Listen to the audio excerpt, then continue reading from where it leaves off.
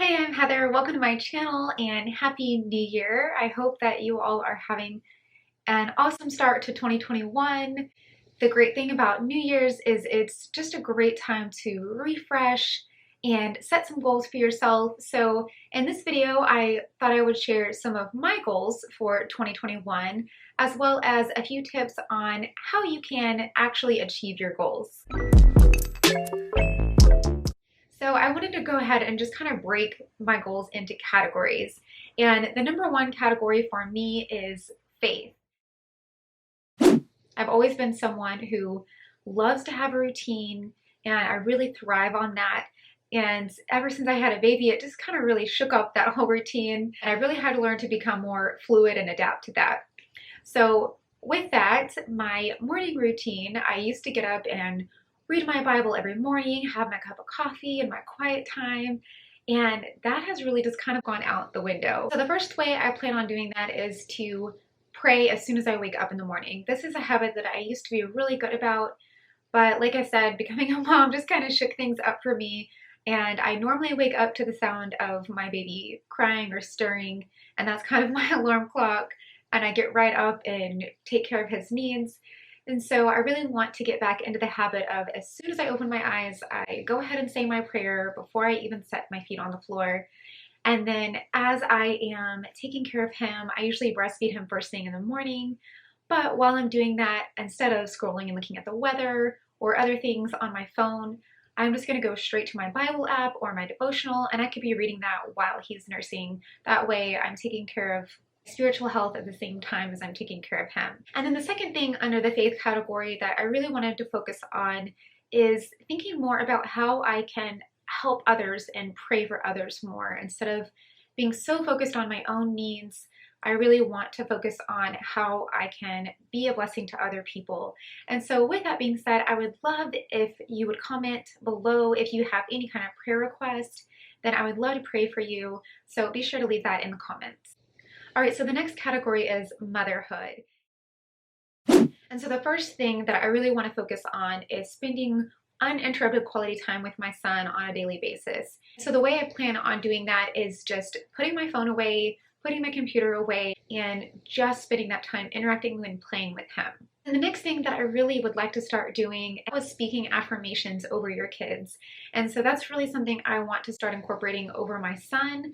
I do it, occasionally when I think about it, but I really want to be more intentional about daily speaking affirmations over him. And then the third thing under motherhood is I want to start reading my prayer book over my son again. This was something I did when I was pregnant with him.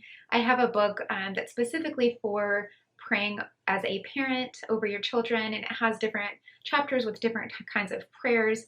And it's something that I just kind of forgot about, honestly, with all the busyness of life. So I want to pull that back out and really be intentional about praying that over him each day as well. Okay, so the next category is finances. This is one that I actually really love to talk about because ever since I started focusing more on our finances, it has just made such a huge impact in my individual personal life as well as with my husband and with my family. So the first goal for me is to go ahead and get back into that habit of having our budget and really keeping track of all of our expenses. And the way we've done that in the past is just using the free Every Dollar app from Dave Ramsey. I plan on downloading that app again and keeping track of all of our finances and our spending and really having a good idea of where our money is going, and then having those weekly meetings with my husband again. The second thing under the financial category is being really intentional about setting aside a specific amount of money each month that we want to save. This one is so important right now since we are getting ready to move and so many things are coming up that we'll need that money for. And I know when you are really intentional and see where your money is going and have a specific number in mind, then you're much more likely to meet that goal. Okay, the next category is marriage. And honestly, this is the category that I feel like has kind of taken a back seat ever since we became parents.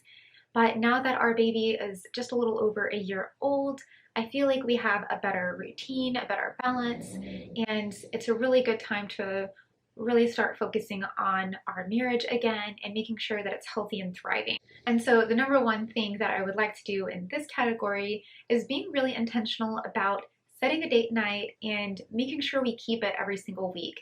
We were so good about this before we had our baby. Every Tuesday night, we would have a date night and it was awesome. So I really want to get back into that habit and being really intentional about actually planning a meal and an activity for us to do together after our son goes to bed. And the second thing under this category is also being really intentional about physical and emotional intimacy. This is another one that can be so easy to put on the back burner when you become a first-time parent.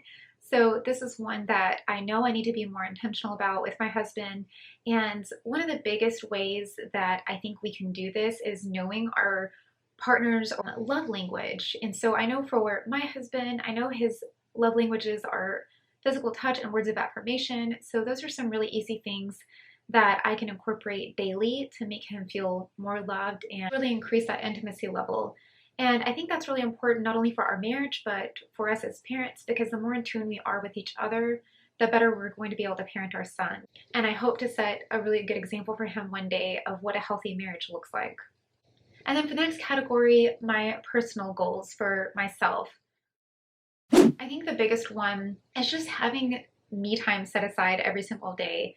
And this looks a lot different than it did pre-baby. I used to get up at 4:30 every morning, get in a workout, I have my coffee and read. And my son is an early riser, so if I want to get that time in the morning, then I really would have to get up at like 4 a.m. and that's just not always realistic. And so I really want to make sure I'm setting realistic goals.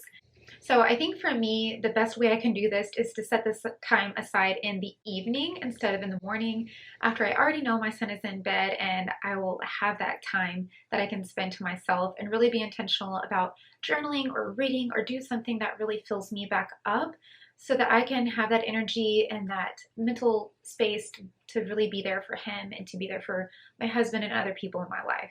And then number two is speaking positive affirmations over myself and really making sure that I am taking my thoughts captive, making sure that they are positive. I have positive self-talk because that's really going to come out in my interactions with others as well and the way that I view myself. And then the next one, kind of along those same lines, is really protecting my mental health. And that really looks like being really conscious and intentional about what I'm allowing into my life, what I'm viewing, what I'm listening to, what I am letting affect me. And so for me, there are certain things that I just don't watch, things that I don't listen to because I know that they are going to have a negative effect on my mental health, and I just don't want to allow that negativity in my life. Next is getting outside daily, and this is really one for myself and for my son. I really want to make sure that we are getting outside and getting some fresh air every single day. Since I do work from home, it can be so easy to just stay in my pajamas all day. I know it's so important. It's also another thing that's really good for our mental health to get that fresh air. We live in Texas, so the weather is pretty good most of the time, so there's really not much of an excuse. And so what we've been doing lately is just going on a daily walk with myself and my husband and my son and getting out there, letting him play in the grass and just be outside, and it's really good just for all of our health. All right, and then the final category is work. And for this one, I really just want to be more intentional with my schedule because, like I said before, I work from home and it can be so easy to just kind of let those lines bleed together between personal and work, and you can end up just working all day long if you're not careful. And so I really want to be more intentional about actually having a set schedule of time, and that's the time that I work. And after that, I'm done for the day and I'm spending time with my family or whatever it may be. And during those times that I'm working, to be really focused on only working, not scrolling or looking on Google or anything like that, but really having my work be very focused time. And not only am I doing a better job, but I am getting more done in that time that I have. And then kind of along that same category, I guess this is maybe more personal development, but I'm putting it under work because I believe it's something that will help in my work life. And that is being intentional about spending 10 to 15 minutes a day learning a new skill or working on something that's going to build my business. And so the way I plan on implementing that is to actually set a timer and spend that time uninterrupted, really just working on that skill or working on that thing that's going to further my business. Okay, so moving into tips for how we can keep our goals. That's really the challenge, right? It's so easy to get a pretty new journal or whatever it is and get really excited about all these goals that we have for the new year. And then by day 2, we're already dwindling off and not keeping them, right? So I wanted to share some of my favorite tips. You can not only make your goals, but also stick with them. So my first tip is just to start small. Again, we can just get so excited with setting these new goals and we just make these big grandiose things that we want to accomplish, and that's great. It's really great to have really big goals, but I think a lot of times we can set ourselves up for failure if we make our goals so big that we get unmotivated really quickly. So I think it's really important to start small and then build from there. For example, one of the things that I mentioned is that I want to spend more time in the Word and with Jesus every day. But if I start off by saying, I'm going to spend an hour every single day reading my Bible, then realistically, I'm probably not going to stick with that goal. And then I'm going to get burnt out and I'm going to feel bad about it. And then I may not even end up doing it at all. So instead, a more realistic and smaller goal that I could set for myself would be to say, I'm going to set a timer for 10 minutes every morning or evening or whatever part of the day that works best. And I'm going to spend that time in my Bible. And then I see, okay, this is working really great, and I can add on a little bit, and maybe in a week or two, I can bump it up to 15 minutes or 20 minutes. And once I achieve those smaller goals, then I can gradually increase to bigger goals. That way, when you are seeing success, it really sets up your mind to think, okay, I can do this and I can keep going. And then number 2 is to make it measurable. So for example, instead of just saying, I want to spend more time with my family every day, you could say, I am going to spend 30 minutes every day uninterrupted with my family without any kind of electronic devices.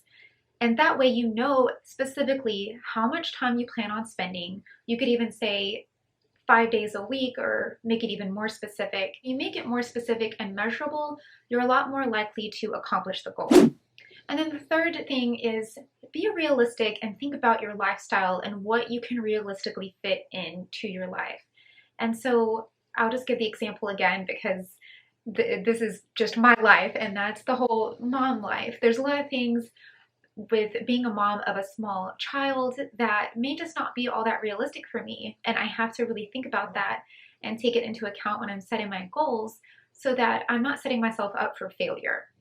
Number 4 is to make a plan. And so this kind of goes along with being specific and measurable. You have a plan, and especially if you write it down, I think that there are actually scientific studies that show writing things down can make it even more likely that we'll accomplish our goals, along with sharing it with someone else. So I did actually include that as part of my tips, but I'm just going to tack that on. But if you write down your goals and make a plan and then also share it with someone, then you're a lot more likely to accomplish them. Making a plan could just look like writing down what that goal is, how many times a week you want to do that goal, and how you are going to put steps into place to reach it. And then the last tip is to focus on the positive rather than on the negative. So for example, maybe you want to lose weight this year. Instead of focusing on hating the way you look or focusing on all this weight that you need to lose, you can turn that around and focus on how good you feel after a workout or how it's going to affect your life and your health.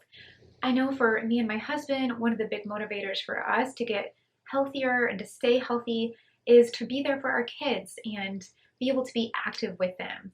So along with focusing on the positive, another one that I'm just going to tack on at the end is really focusing on your why. Why do you want to accomplish this goal? How is it going to benefit your life? And think about the bigger picture, because I think when we really know why we are trying to achieve something, we're a lot more likely to keep going. And maybe you could even write it down and put it on the fridge. For example, I have a little note card on my fridge that has my specific why and why I'm working on the things that I'm working on. And it really helps to have it at the forefront and visible for me to see every day so that I know why I'm working towards those things and I can really stay motivated by that. So that is it for my goals for 2021 and my tips for how you can achieve them. I really hope that you found it helpful or inspiring, or maybe just gives you some ideas. If you did like this video, be sure to give it a thumbs up, and I can't wait to see you in my next video. Bye.